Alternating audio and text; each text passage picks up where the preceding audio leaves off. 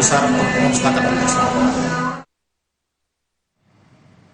Seorang tenaga kerja wanita asal Lumajang, Jawa Timur dan kedua anaknya dipulangkan ke Indonesia dalam keadaan tidak bernyawa.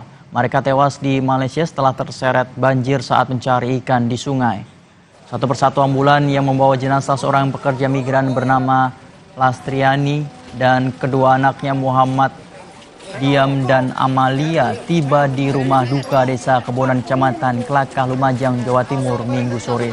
Isak tangis keluarga mewarnai kedatangan ketiga jenazah itu.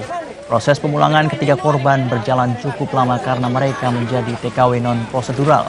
Menurut petugas Dinas Tenaga Kerja Provinsi Jawa Timur, ketiga jenazah tewas di daerah Selangor, Malaysia saat mencari ikan di sungai bersama suami dan ketiga anaknya.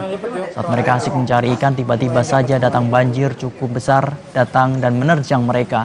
Saat itu suami korban hanya berhasil menyelamatkan satu anaknya, sementara istri dan dua anaknya tidak selamat dan terseret banjir.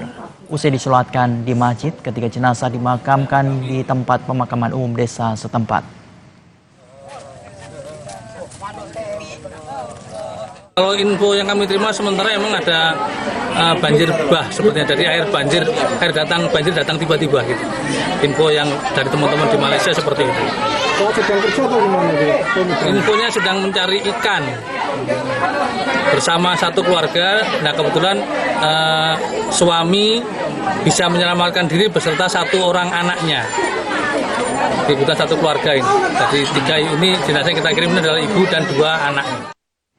Usai jeda, saudara, Kompas Pagi akan kembali dengan informasi dan menarik lainnya. Tetaplah bersama kami di Kompas Pagi.